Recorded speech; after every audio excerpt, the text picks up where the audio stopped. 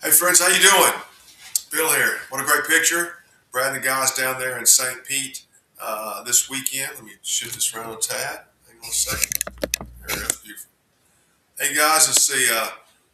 Corey Lindsay, David Correa, Doc Shank, Gene Bottoms, Kirk Dodson, Grayson Shaw are there. Should be eight guys there. So wonderful group of guys there. I'm going to let you take one more look here.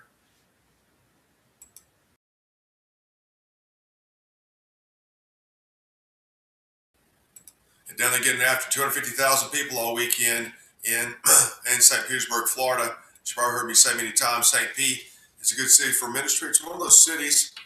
You've seen this over the years. Well, I saw in Atlanta how the city tries to they want people to come downtown basically, and they don't want any they want retail shops down there, coffee, restaurants, kind of a play zone down there. There's houses on the periphery around the downtown area, and it's not really meant to be an industrial area or just a regular city in a sense. It's just definitely trying to attract people to come downtown and hang out. So that's what St. Petersburg is. They have huge, really wide sidewalks down there, which of course are good for preaching, and it's a great setup. If you look on the map, you look up a St. Petersburg Pier. That is a main tourist attraction down there throughout the year. And so, right there, well, not at the pier, but when you get off the street to walk to the pier, that's a good preaching location as well. So, St. Petersburg is a good city for preaching. Uh, St. Petersburg is not a conservative place, not a Christian place, which is on one hand one reason why you go, and on the other hand, kind of why you get the response you do. People are, relatively friendly. Most people are just, they don't believe. A man's problem is he doesn't believe, so he's not going to fight about anything. And so, so on water, lots of good stories come out of these things. People going by appreciate it, all that typical stuff. So it's a good city, good event. 250,000 people over a 3 day period. So then you have these race fans. We'll get to Brad when you get him on here in a few minutes, or probably 15 minutes, and they drop them off right there at one location down at gate one off the buses, and they come pouring in. And then gate five, which is the middle section, there's a fair amount of people going in there, and then over by the pier is where another team goes. So you can cover the ground pretty good, catch everybody coming and going. And it's relatively no problem with the police. The only challenge with that is if you turn the amps up too loud and you're in the city. So gate five would be in the city, a region in the city, and all those people sitting outside on a nice day, you know, having drinking their tea and coffee and stuff. They'll get tired of that. They'll complain about it, and the police will come up. But typically speaking, there's really no problem. So the St. Pete Grand Prix, good weather, good city, 250,000 people coming in during an event, and then accommodations at the Tampa Bay Baptist Conference Center. Bill Stump has been our friend there for a long time, many years. He's retiring this year, but it's a good spot. It's about a 45-minute drive. But they've got some simple hotel rooms there, and so that's where everybody's staying this year. So the hotel rooms were good. If you got about 6 or 8, maybe 10 guys, they've got 6 hotel rooms, 2 guys to a room, 45-minute drive early in the morning. Traffic's not a problem, and so coming and going. So it's a good, really good event. So let me talk about some other stuff. I want to bring Brad on here in about 10 minutes or so. What I want to talk about right this second is 2 things. One is the World Cup, the FIFA World Cup, which begins June 11th. FIFA, I'm not sure what it stands for, but it's the body that governs soccer around the world. It's probably the preeminent sports entity in the world. FIFA, I saw this in South Africa. We went down there for the World Cup. And if you follow it, they'll go into a sovereign nation, tell them you got to build stadiums, you got to upgrade stadiums for us to come in there, and they don't mess around. And so that's the kind of power they have. And so they're a very powerful organization. Soccer is definitely the worldwide sport. This may or may not be important, but one of the reasons football is so much more popular in the United States than really anything else, including soccer, is you got a nation full of guys who played high school football. That's their base. You start right there, and then over time, what they've done is they've wooed people, especially in college, into having an interest in football. And if they can do that, then you've got men and women interested in football. Football moves on from being a game, which is kind of like the high school dudes watch it, to being a time of entertainment which is what the college stuff is all about. But either way, that's how they build a base. So soccer's the same way. You've got all these kids around the world who play soccer growing up, and that's the base of support for FIFA World Cup. So it's a huge deal. When it rolls into town here, we're going to find out that it's a really, really big deal. So one reason we want to preach the games, the FIFA World Cup, is because the world is going to say, hey, this is a big deal. So what I'm going to do right now, and hopefully this link will be posted on this video, is what we're going to do right now is to, one second.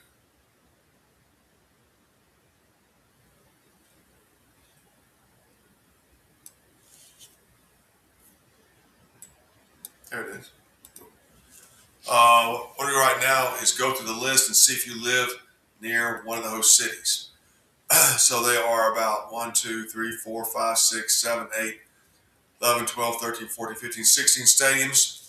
Arlington, Texas; Vancouver, British Columbia, Canada; Toronto, Ontario, that's in Canada; Mexico City, there's 3 in Mexico City, Guadalupe, and then Zapopan, I think that's northern Mexico; Kansas City, Missouri; Foxborough, Massachusetts; Miami Gardens; Santa Clara, Philadelphia; Seattle, Washington; Atlanta, Georgia; East Rutherford, New Jersey; Houston, Texas; and Inglewood, California. Inglewood is down there at SoFi Stadium. So these are all big stadiums. I guess the smallest one's at BMO Field in Toronto, 45,000. And then BC Place in Vancouver, 54,000. We preached at the Grey Cup there that day. But anyway, if you live near Arlington, Vancouver, Toronto, Kansas City, Foxborough, Miami Gardens, Santa Clara, that's where the Super Bowl was; Philadelphia, Pennsylvania; Seattle, Washington; Atlanta, Georgia; East Rutherford, New Jersey; Houston, Texas, or SoFi Stadium in Inglewood, California. I'm going to say that Kansas City, Missouri, and the East Rutherford, New Jersey, MetLife Stadium, those are not, there's no place to stand at those stadiums. All the others, Foxborough, I think, is the same way. There's only a few stadiums in the country where there's parking all around the stadium. I think those are 3, Kansas City, Foxborough, and East Rutherford. The others, Arlington, Vancouver, Toronto, the ones in Mexico, Miami Gardens, Santa Clara, Philadelphia, Seattle, Atlanta, East Rutherford, Houston, and Inglewood should be good. So if you live near one of those stadiums, let me know. And then what will be on the link as well is the schedule at each place. Like at AT&T Stadium, they've got 1, 2, 3, 4, 5, 6, 7, 8, 9 games over that month-long span. BC Place, 1, 2, 3, 7. BMO Field, they've got 6.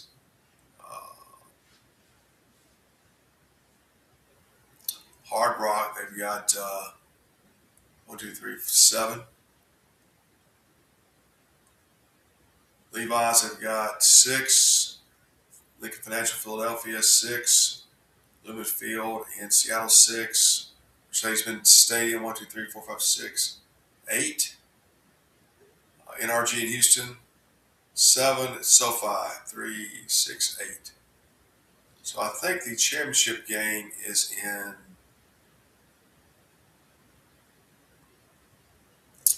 Hard Rock Stadium. Is that right?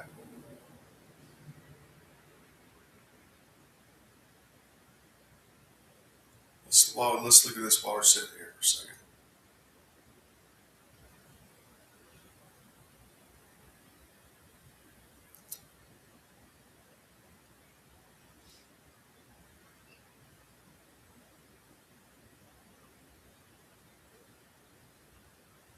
We'll find out. Here we go. We'll come to the master schedule.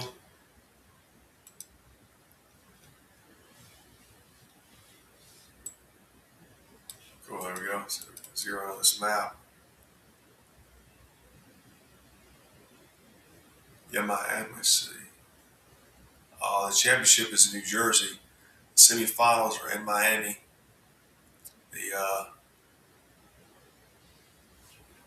There's a finals game in Miami, one in Atlanta, one in Dallas. So those are some good spots. Another one in Miami, Los Angeles. So that's good. Cool. We'll get to it. If you live in those stadiums, let me know. I'd love to get you and plugged in. And then the Final Four. starts, this is the last day of the month. So let's see, here we go. The games start on the what's called March Madness, March 17, 18 in Dayton, Ohio. Joshua Richards has been faithful with Prix there for many years. He's going back. So if you live near Dayton, let me know. First round games, there's 1, 2, 3, 4, 5, 6, 7, 8. First round games in Buffalo, Greenville. Vince is going to be in Greenville. Oklahoma City, Richard will be at one of those games. Hopefully Brady will be at the other. Portland, Oregon, Tampa, Florida. I'm going to be at those games. Philadelphia. Hopefully Roy and Nimar will be in there. San Diego and St. Louis. Got some spots there. So Buffalo, Portland, San Diego, and St. Louis. I'm looking for guys there. In the regional games, one in Houston. Hopefully Gerardo can be there. San Jose, and Chicago and D.C. I'll be in D.C. with some guys. So really San Jose and Chicago. So those are some spots. If you live in those places, either get a team and go, or join the team. There's Dayton, Ohio, Buffalo, New York, Greenville, South Carolina, Oklahoma City, Portland, Oregon, Tampa, Florida, Philadelphia, Pennsylvania, San Diego, St. Louis, Houston, San Jose, Chicago, and Washington. One more thing, and then I'm going to text this link to get Brad on the phone. Is talk about the SFOI boot camp for a second. Here's what we're trying to do here. We're trying to really hone more in on what it takes to persevere in the work. And sometimes we think perseverance is just being able to preach or something like that. Illusion? Hang on.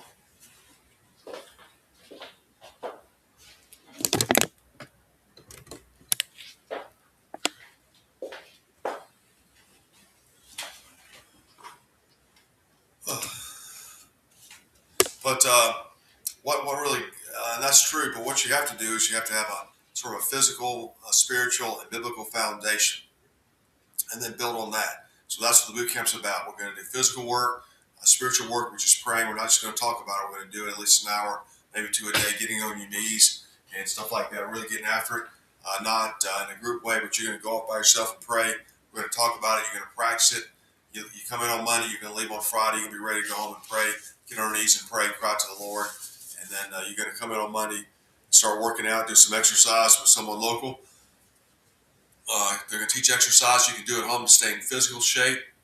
So we're also talking about being a good steward of your body, also being able to be out 7, 8 hours a day preaching. And the other part of it is the biblical survey. Dr. Rick Light's going to teach it, and having a foundation of the Bible. A lot of times we come into this work and we begin to study, and we become theologians. Okay, what's justification by faith, and these kind of things. Really, doctrines and scriptures that come to the fore of our ministry time. And so, but what we really need is to start with is a base, and not just biblical stories, but how does the Bible come together? What does each book of the Bible say? Who are the prophets? What do they say? What's the gospel? What are the tenets of the gospel? These kind of things. What is the covenant? What are the covenants with Moses, with Abraham and Moses? You can throw Noah in there, and these kind of things have a real fundamental basis. So we have a foundation of the Bible, foundation staying healthy, and foundation in prayer, Acts 6:4. And that's what that's all about. The next week, Whitfield training is going to be one extra class, but he's training on sermon preaching, my training on really stepping into this open air preaching work vocationally, living the life. And lastly, a Greek class. We're going to have a Greek class, a student of Dr.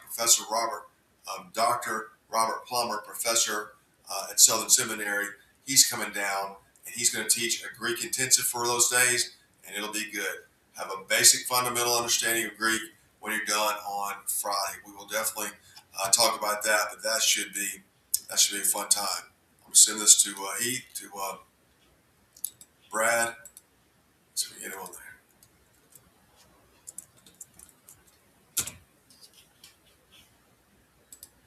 So remember that. He's training sermon preparation. Mine on living the life as an evangelist, really transitioning from being kind of a volunteer to being a full-time minister of the gospel and all that is entailed with that, and then talking about Greek. This is going to be a good time. We're trying to increase our efforts here, and this is one way to get it done. So I'm excited about that. Let's see if Brad can come on. And we will talk about the St. Pete Grand Prix and see if he can flip his camera around and show us some sights and sounds. Give me a second.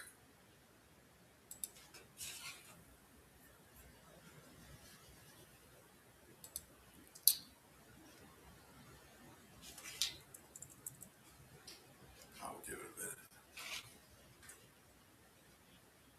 Cool. If you want to, in those 2 weeks, I'll chat while we're waiting him to come on. The Adventures Boot Camp and the Whitfield training back to back, 2 weeks. I think if this is something you're really serious about, it's worth your time to come and do it. You know, the catch is that if you're going to do this work, your schedule has to change. You just cannot keep the schedule you did before when you weren't evangelizing and coming evangelizing. Now you're living kind of two lives. You've got to give up the old schedule and bring on the new. In that process, doing different things with your free time it becomes reasonable, and not doing what you did before with your free time becomes kind of unreasonable. And so back-to-back weeks is more than reasonable to come in and just be immersed into this work, both with a foundation and then just stepping right into sermon preparation with Heath, living the life with me, or Greek with Carlo. So we've got to really begin to embrace that to do this work. We are in the world, but not of it. There's a massive shift in your schedule. Your family's also blessed as a result of your shift. Your prayer life should improve. Your knowledge of the Bible should improve. Your ministry to your family should improve. All this same also up.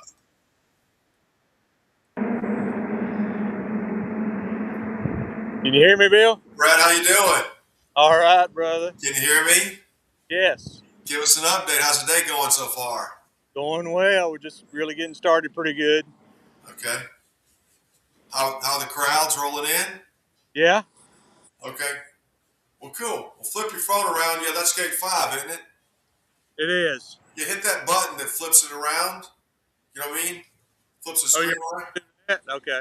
You push that button, it'll flip it around, and you can talk, and we can see. There you go. Now, tell us what you're looking at. Yeah, this is gate 5, where a lot of the fans from St. Pete for the race are just filing in, and of course, uh, back down that way, whoop, is gate 1, correct? Yeah, to the right. Yeah. So yeah, this is gate 5, and they're coming in for the races. Thankfully, we just got a lull in the car noise. So Amen. Who's preaching out there at gate 5 today? Where are they at? we're just up just a little bit, just for the noise sake. Okay. Yeah, But same area. just And walk up there and show us. Take a couple steps and show us. That's good. Let me see if we can see them. Oh, they're at the top of the hill. yeah, just right up there as people Okay. are coming down, just for the noise sake, Sure. so people can hear. They're just right up there, but Cool. it's kind of. I mean, we could try here too. It's just every 10, 15, you know how it is, No, but it gets really loud. No, that's it true. gets really loud. But there's good crowds filing in here Cool. Show us to the already this left. morning. Go on, I'm sorry. Say again? What? I said there's good crowds filing in already this morning. Yeah, turn it to the left and show us that street to your left, and let's look at that for a second. Cool. Yeah. Yeah, so like a lot, point out, just point your finger down and show us where you would turn to get to the pier. To get to where? To the pier over there at the other section. You would go on down there to Second Avenue and go right, and you'd be right at the pier. Cool. And so there's a lot of people obviously coming in these sidewalks over time throughout the day, right? Yes, there'll be. It's just a pretty constant foot traffic flow, as you can see. Yeah, I'm sure. just turning, as you can see as we're here. So pretty constant foot traffic flow. Yes.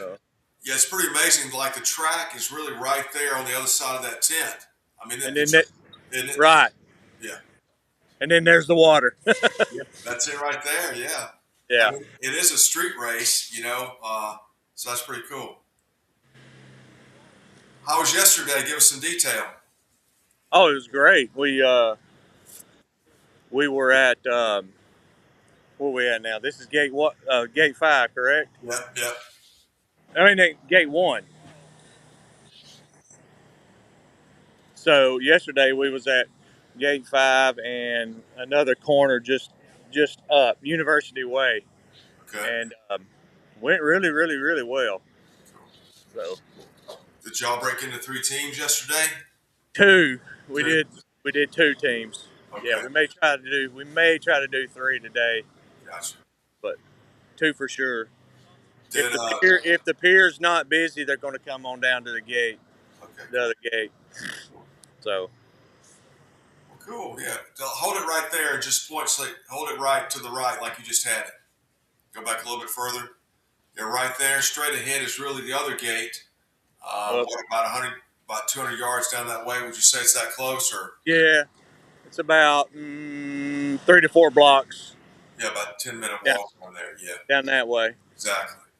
Yeah, So it's all a very condensed area. Well, cool. Did you find the parking spots? we did. We're using that same the garage. Did Yeah. you get in early? What's that? Did you get in early As far as what before they the started garage? charging? Well, we're on like the seventh floor of it, but Okay, I got you. yeah, Cool, cool. Well, there's a cool. lot of people. Is driving okay? Everybody getting back and forth okay? Yeah, And how was the Tampa Bay Baptist Center? it's very good. Great accommodations. How, how'd, the, Everybody's enjoying it. how'd the cots work out? Oh, good. Well, we only had to use one cot and an air mattress. Okay, cool. So All right, man. Everybody behaving? Doc behaving? Gene? yeah, Doc. Oh, he is one more character, brother. That's for sure. That's for sure. That's for sure. So many stories from that man. But For sure. No kid. just one more thing. Let me wrap up. Just one Yeah. last thing. You know how he does. Yeah. Oh, exactly right. Yeah, half an hour later, you're still waiting on. Yeah, Bill, one more thing. Yeah. Exactly. That's funny. That's funny. Uh, Well, cool. Any other things to share? Take your time. We're not in a hurry. I know it's a little difficult out there on the corner, but anything else to share? no, just praying that that people will at least be stirred in their hearts to the message of Christ, Right. and and we could have some conversations with folks as we're sharing the message of hope of Jesus. That's really the main thing. Cool. Well, amen. Well, is the weather good? It looks like it's cloudy, but is the weather pretty good, pretty warm? This gentleman beside me said, "You got it. It's about Jesus." Is And that I what he said, "Oh, said? he did." That Praise the guy Lord. right there, wave at us. He waving Praise at the you. Lord, man. That's awesome. That's awesome, man. Weather's good. We had rain, which worked out good. About 30 minutes after we left to go back to the conference center, started pouring Yeah. Okay. and rain through the night, Yeah. most of the night, and then it was over. I said, "Thank you, Lord." Okay. So, Cool. Cool. All right, man. Well, you're doing a good job. Anything else to share? no, don't think so. Okay. Appreciate the prayers. We're Yes, sir, always Brad. so. All right, man. Keep at it. We'll talk to you soon. Have a great day. All right, God bless. Okay. Take care. Bye. That's amazing. Well, what you can't see if you get there early.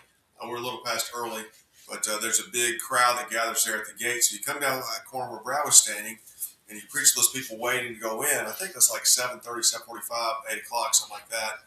And then they'll go in, and the race starts. It gets really loud down there. That's really the loudest part of the 3 gates. And then you go back up the hill. I think it's a third and second, where Brad was pointing because it's a lot less noisy. But so you can catch the people coming down into that gate where he was standing by going up the hill or going down to the left. And so that definitely works that way. And then and that's in St. Pete to the where he pointed out. That's over by the pier. That's actually you'd have to see it, but that road that runs from the pier, which they block off, which would run right into the track. It's only about 100 yards, 150 yards down the road. And so people come over there and mill around. There's a restaurant on the corner. There's lots of things, but it's in the flow of it's in the flow. So you can definitely surround the track with evangelists, which makes it a great opportunity, I guess. So yeah, works out good. And the other place where they were yesterday, the buses drop people off right on the corner, just at least for a couple hours in the morning, and so they generate a ton of foot traffic. And for whatever reason, it gets loud over there intermittently, but it's not so dominant like the gate where Brad was this morning. So, great spot. Great job. Sign up next year. We're going to start trying to promote it for next year. Sometimes they move the weekends around a little bit. It's the same time frame. 1st of March, end of weekend. So, anyway, friend, listen, thanks for tuning in. All right, Brad, you guys have a good day. Okay, take care. So, anyway, pray for those guys that are out there today getting after it. And sign up for next year. We're going to start trying to promote everything a year out. Alex Burt's already working on the plans for the college football championship next. I think it's going to be the 3rd weekend in January. Is that right? Yeah. And that's going to be in Las Vegas. This next year, Gasparilla's in January. Super Bowl is in San Francisco, February 14 to 17. I think we've already got a place there, or at least have a place that's available. And Joe Henson, he's running it again this year, so we're going to work on that. And then we're going to try to march through the calendar.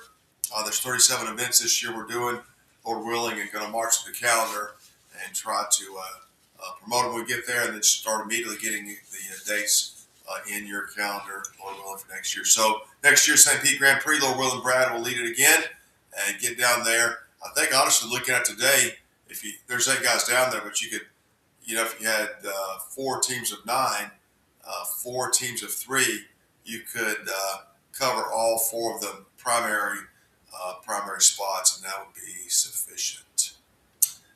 Anything else going on? I can't tell. Hey, we'll see. Anyways,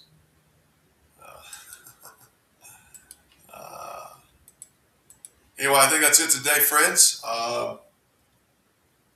Backpacks and Bibles. I got a backpack over here. Still got several backpacks. If you're looking for one, great, lightweight, water resistant if you get wet. I used to not like backpacks, but I do. I wear that one. And so we've got waterproof Bibles over there as well. Let me get one real quick.